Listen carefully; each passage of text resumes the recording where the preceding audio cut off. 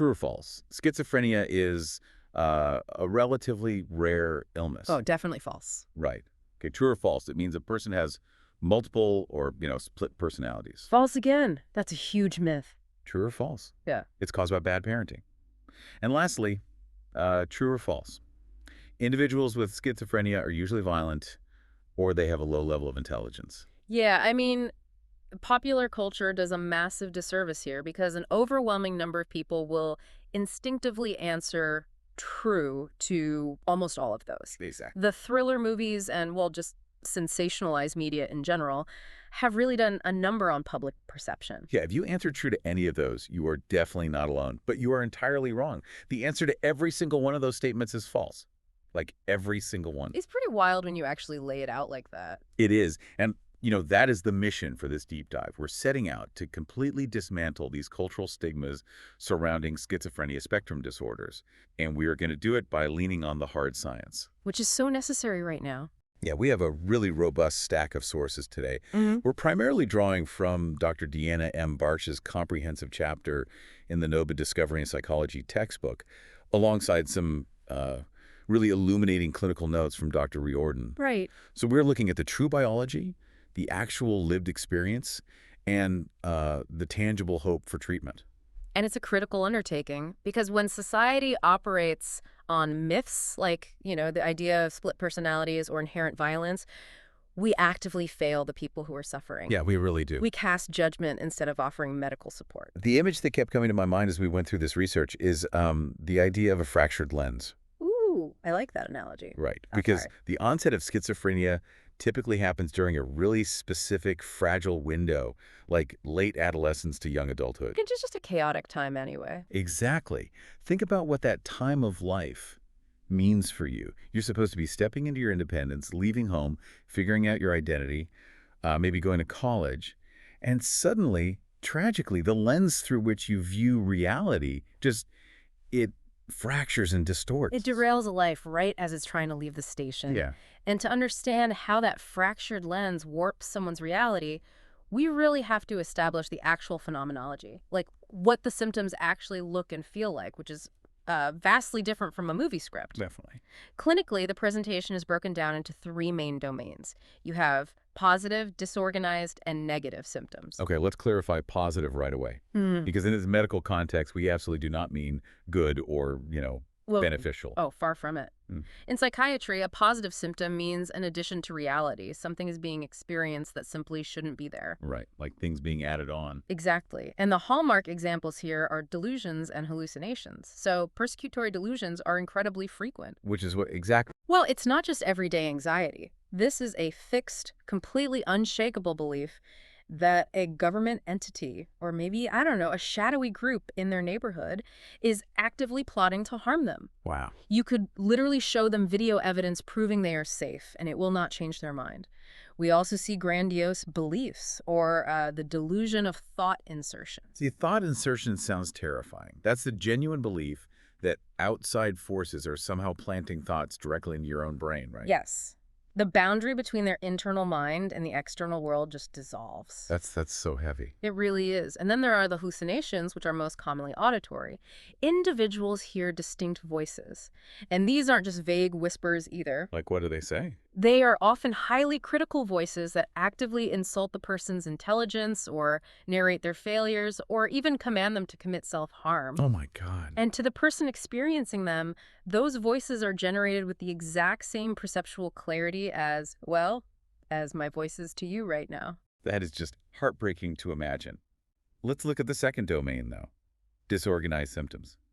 This seems to be where the ability to communicate and function within basic social norms just sort of unravels. Yeah, it completely unravels. The clinical notes mention things like tangential speech and loose associations. Right, so a person's thought process becomes incredibly fragmented. They might answer a question about the weather by talking about the color of a shoe they saw a decade ago. Right. And I want to pause on one specific term from the notes. Clanging.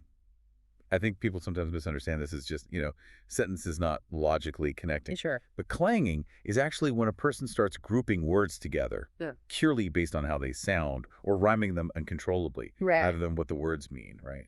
That is an important distinction, yeah. They might say something like, the boat, the coat, the goat is afloat. They are entirely driven by the auditory association. That's fascinating. And they might also create neologisms, which are completely made-up words that only have meaning to them. Okay. What about their behavior? Behaviorally, disorganization can manifest as wearing a heavy winter parka in 90-degree summer heat, or falling into what we call catatonia. Oh, I've heard of that. Yeah, that's a state where the person becomes completely unresponsive to their environment, sometimes holding a really rigid, bizarre physical posture for hours on end. Wow. But then the third category is what clinicians often refer to as the silent tragedy, the negative symptoms. Yeah, and if positive symptoms are terrifying additions to reality, negative symptoms are the devastating subtraction of normal human functions. Subtractions. We look for alogia, which is a severe reduction in speech. There's anhedonia and amotivation, which completely paralyze the individual's inner drive. So they just don't want to do anything. It's more than not wanting to. They lose the neurological capacity to feel pleasure or initiate basic daily tasks like, showering or cooking. That's awful. And they also present with a flat affect. Their face shows almost no emotion. To an untrained observer, it looks like profound apathy or laziness, but it's actually a debilitating deficit in the brain. And that misinterpretation is so dangerous. This actually connects directly to a highly impactful 2013 study by Kurtz, Lopez, and Kopolovich that is highlighted in the text. They looked at Spanish-speaking adults and the role of community education. Yes. That study is a perfect example of why public knowledge matters. Exactly. They found that immigrant groups face elevated stress and risks for psychotic disorders, but they often suffer in total isolation. Because they just don't know what's happening. Right. Because of systemic language barriers and a lack of public health education, families don't know what they are looking at. They lack the psychosis literacy to realize a loved one's sudden silence and withdrawal isn't just a behavioral phase, but a severe medical emergency. Think about your own environment for a second. Let's say you're a non-traditional student, right? You're balancing kids, a full-time job, taking night classes. A lot on your plate. Yeah. And if you see a peer in the back of the lecture hall whispering to an empty room, or if they just completely withdraw socially and stop speaking over the semester, it's so easy to assume they're just exhausted. Absolutely. How often do we write that off as extreme college burnout instead of recognizing a true psychiatric crisis? We write it off constantly, and when we do, we miss the most critical window for early intervention. Which brings us to a major pivot in the research.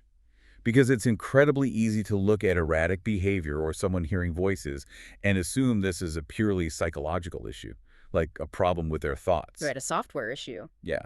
But the sources revealed that these symptoms are actually rooted in severe physical breakdowns within the brain's actual structural wiring. This is where the medical paradigm really shifts. The hallucinations are alarming, obviously, but the clinical data shows that it's actually the underlying cognitive deficits that drive long-term disability in schizophrenia. The cognitive deficits. Yes. We are talking about severe struggles with episodic memory like recalling personal events working memory, and huge reductions in basic processing speed. They physically cannot process incoming information at the same velocity as a healthy brain. So where exactly is this physical breakdown happening? Where is the glitch? Advanced neuroimaging points us to specific structural and functional distortions. Take the ventral striatum. Okay. This area of the brain is responsible for salience detection, essentially telling our consciousness what is important in our environment and what is just background noise. Okay, so a filtering system. Exactly. And in schizophrenia, this mechanism misfires. What does that misfire actually feel like, though, for the person? Well, imagine walking down the street and seeing a red car parked on the corner. Your healthy ventral striatum ignores it. Right, it's just a car. But a faulty one assigns intense life or death importance to that red car. Suddenly, you have an overwhelming, undeniable biological sensation that the car is there specifically for you, that it's watching you. Oh, wow. And then the brain creates a narrative to explain that intense feeling of importance. That is the biological birthplace of a delusion. That is wild. So their brain's alarm system is literally malfunctioning and demanding they pay attention to totally irrelevant things. Yes. What about the working memory issues you mentioned? For that, we look at the dorsolateral prefrontal cortex. Scans show drastically reduced functional activation there, which effectively ruins executive control. So they can't hold on to information. Right. But the problem goes even deeper than individual brain regions. It's the connections between them. A landmark 2003 study by Kubicki and colleagues used diffusion tensor imaging to look closely at white matter pathways. And just as a refresher for everyone, white matter acts as the communication cables of the brain, right? Exactly. It's the brain's information highway. And they found severe microscopic connectivity breakdowns, fraying essentially in specific tracts, like the left uncinate fasciculus and the left cingulate bundle. Microscopic fraying. Yes, these structural abnormalities correlated directly with the patient's memory failures.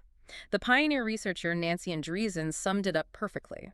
She said, "The human brain is a complex landscape, and schizophrenia alters its very architecture." Let me put this in a different context, because this is a massive realization. It's like trying to run high-end software, but the physical motherboard has loose wiring. That's a great way to put it. Right. The data is trying to send from one region to another, but the cable is literally frayed. Because that signal gets dropped, they literally cannot hold the beginning of your sentence in their working memory by the time you reach the end of it. Exactly. This absolutely proves that a person struggling to track a fast-paced conversation isn't lazy. They are dealing with a microscopic structural roadblock. It entirely removes the moral judgment from the cognitive struggle. But that raises a pretty heavy question. If we know the architecture is altered, what actually causes that motherboard to fray in the first place? The etiology, the underlying cause, is incredibly complex. The one thing we know for sure is that there is no single schizophrenia gene. Okay, so it's not like getting a gene for blue eyes. No, it's a polygenic liability. It's the combined summation of numerous genetic variants. And interestingly, many of these risk genes overlap directly with the genetic vulnerabilities for autism and bipolar disorder. Okay, so you inherit a vulnerability, but just having the genes doesn't guarantee you'll actually develop the disorder. No, not at all. The genetic vulnerability simply alters early neurodevelopment, leaving the brain fragile. It requires environmental stressors to actually initiate the breakdown. What kind of stressors are we talking about? These can start very early. Prenatal hypoxia, which is a lack of oxygen during birth, severe maternal malnutrition, or maternal infections. Even advanced paternal age is a factor due to a higher rate of genetic mutations in older sperm. Oh, wow. I had no idea about that. Yeah. And later in life, chronic stress plays a massive role. Growing up in crowded urban settings or facing the chronic stress of minority status statistically elevates your risk. There's a brilliant quote from Francis Collins in the notes that perfectly captures this dynamic. He said, "Genetics loads the gun, but the environment pulls the trigger." It is the ultimate summary of epigenetics. And when we talk about pulling the trigger, we have to look really closely at adolescence and young adulthood. Back to that fragile window. Exactly. A 2015 study by Bechtold, Simpson, and Chung tracked the long-term impacts of adolescent cannabis use. Their data provided incredibly consistent evidence that heavy marijuana use during peak periods of brain maturation acts as a potent environmental catalyst. A catalyst. Yes, it can literally trigger full psychotic transitions in vulnerable individuals. I really have to push back on the broader cultural narrative here, because this data completely contradicts it. It really does. On college campuses today, or even just in modern society, weed is overwhelmingly seen as a completely harmless, natural way to unwind. It's treated with the same caution as a cup of chamomile tea. Oh, absolutely. It's very normalized. So are you saying a college freshman who happens to have a hidden genetic vulnerability they don't even know about, using cannabis just to soothe some homesickness, could literally be pulling the trigger on a lifelong psychotic disorder? That is exactly what the neurobiological reality suggests. When the brain is in its final stages of maturation in late adolescence, it is highly malleable. Introducing heavy psychoactive substances to a genetically fragile neural network is, well, it's akin to throwing a lit match into dry brush. That blows my mind. But knowing these risk factors, the genetics, the environmental triggers, the early cognitive warning signs, it seems like there is an obvious solution here. We should be trying to diagnose this and intervene as early as humanly possible, right? You would certainly think so, but that assumption drops us right into the middle of a massive, highly sensitive debate within the psychiatric community. It is known as the clinical high-risk controversy. Walk us through this, because early diagnosis being controversial sounds entirely counterintuitive to me. It comes down to how we define the boundaries of illness.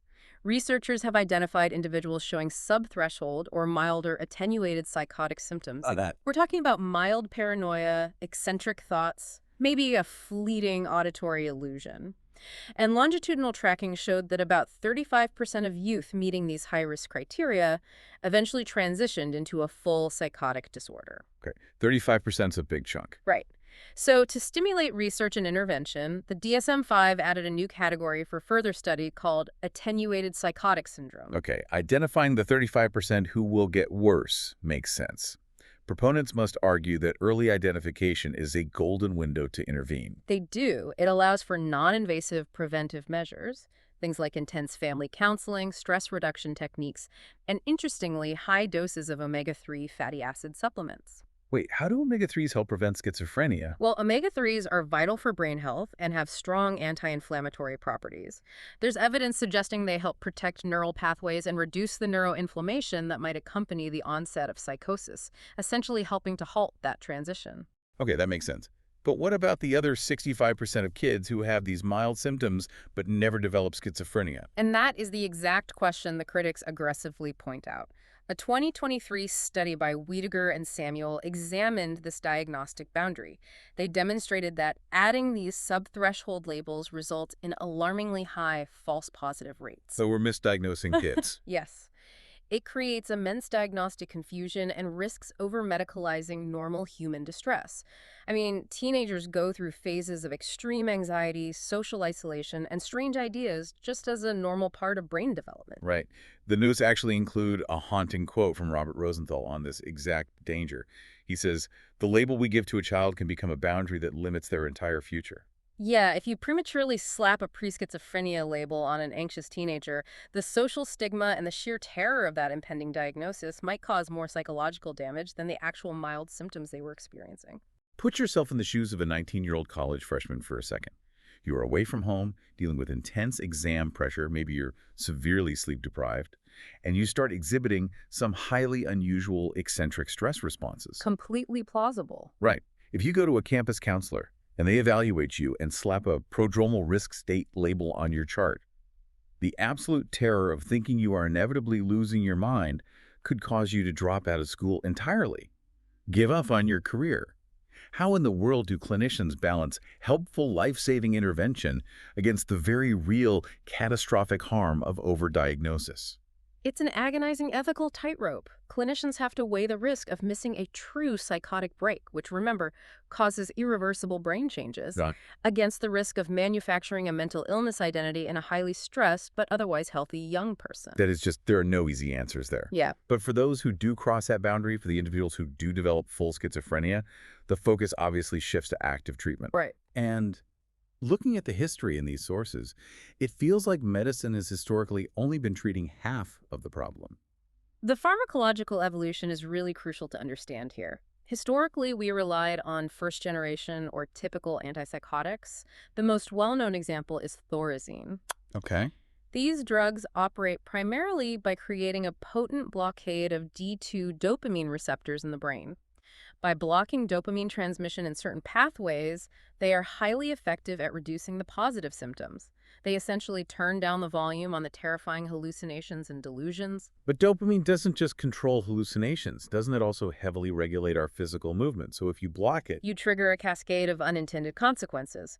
Yes, the blockade frequently produces distressing involuntary motor side effects. Like Parkinson's almost. Very similar. Patients develop severe tremors, rigid muscles, or repetitive facial tics. Furthermore, these drugs do absolutely nothing to improve the negative symptoms or those underlying cognitive deficits, the frayed wiring that we discussed earlier. So if the first-generation drugs caused these terrible tremors, they had to have formulated something else, right? Did they just figure out a way to lower the dose? No, they had to rethink the chemical mechanism entirely. Science developed the second generation, the atypical antipsychotics like Risperdal. Okay. How are they different? These medications have a much broader receptor profile. They affect a mix of dopamine, serotonin, and other neurotransmitters, and this broader approach successfully lowers the risk of those severe motor side effects, which is a massive improvement for quality of life. But there's a catch, right? There's always a catch. A significant one. They introduce a new set of problems, frequently triggering metabolic syndrome. Let's pause on that for a second. Why would a pill designed to fix brain chemistry make someone rapidly gain weight or develop diabetes? Because the receptors these drugs target, particularly certain serotonin and histamine receptors, also heavily regulate the body's appetite and metabolism. Oh, wow. Yeah, the medication fundamentally disrupts the brain's fullness signals and alters how the body processes lipids and glucose. So patients experience insatiable hunger and rapid fat storage, significantly elevating the risk of cardiovascular disease and type 2 diabetes. So we are essentially trading devastating motor issues for devastating metabolic issues. And crucially, neither generation of medication actually fixes the memory loss or the slow processing speed. That is the tragic reality. And since those cognitive deficits are what actually prevent people from holding jobs or living independently, medication alone is simply not enough. Right. This is where a major breakthrough comes in, cognitive enhancement therapy, or CET. Let's talk about CET, because reading about it felt like the brightest ray of hope in the entire deep dive. What does it actually look like in practice? CET is a comprehensive form of cognitive remediation. A 2018 clinical review by Medaglia and Saperstein proved its essential value. In practice, CET involves patients engaging in highly structured, computer-based cognitive exercises. Like brain games. Similar, yes. They target working memory, attention, and processing speed-like neuroplasticity drills. And this is combined with in-person social cognition group therapy to rebuild social cues. Oh, that's amazing. What the data confirms is that this doesn't just teach coping mechanisms, it actually physically protects the brain against gray matter loss and significantly boosts real-world functional capacity. The quote from Courtney Harding in the notes really anchors this. She said, "We must look beyond mere symptom reduction. True healing requires restoring a person's connection to the world." That encapsulates the entire modern treatment paradigm perfectly. Treating the hallucinations is just stabilizing a medical emergency. Treating the cognition is giving them their life back. Think of it like this. Medication might turn off the terrifying voices, which is absolutely vital. It stops the bleeding. Right. But it's CET that actually rebuilds their concentration, their memory, and their social skills. The medication stabilizes the patient in the hospital bed, but the cognitive remediation is the grueling physical therapy they need to actually get up and walk back into society again. That is exactly how comprehensive psychiatric rehabilitation is designed to function. You need both the medical stabilization and the cognitive rehabilitation to achieve true independence. We have covered a profound amount of ground today. We started by dismantling the absurd split personality myth. We looked under the hood at the brain's physical wiring, the microscopic motherboard, and saw how cognitive deficits are the real culprit. We really went deep. We did. We explored how a genetic-loaded gun can be triggered by environmental stressors like adolescent cannabis use. We waded into the fierce ethical debate over early clinical labels. And finally, we saw how combining medication with cognitive physical therapy offers very real, tangible hope. It fundamentally changes how we view the disorder. And, there is one final fascinating piece of research from Jim Van Oss, mentioned right at the beginning of Dr. Barch's chapter, that I think ties all of this together beautifully. What did he find? His epidemiological research demonstrates that psychotic-like phenomena actually exist on a continuum across 10% of the normal, healthy public. Wait, 10%? Like 1 in 10 people walking around? Yes, 10% of the general population experiences some mild form of these phenomena over their lifetime. Really? Yeah, maybe hearing a voice briefly as they fall asleep, or having a highly unusual fixed paranoid thought without ever developing a disorder. That's incredible. What this implies is that the line between normal and pathological isn't a solid brick wall. It is a gradient. We all share the exact same underlying neural hardware, and it can glitch in minor ways for any of us. So think about that as you go about your day. If 1 in 10 of us walking around every day experiences some mild form of this glitch, if we start realizing that we all sit somewhere on this same psychological spectrum, could that realization be the ultimate key to destroying the stigma entirely? I think so. It's not us versus them, it's just us. It changes the entire narrative of human vulnerability. It changes everything. We want to thank you so much for joining us on this deep dive. Keep questioning what you think you know, and remember, sometimes the people whose lenses seem the most fractured aren't broken at all. They just need a different kind of light to help them see clearly again. Take care.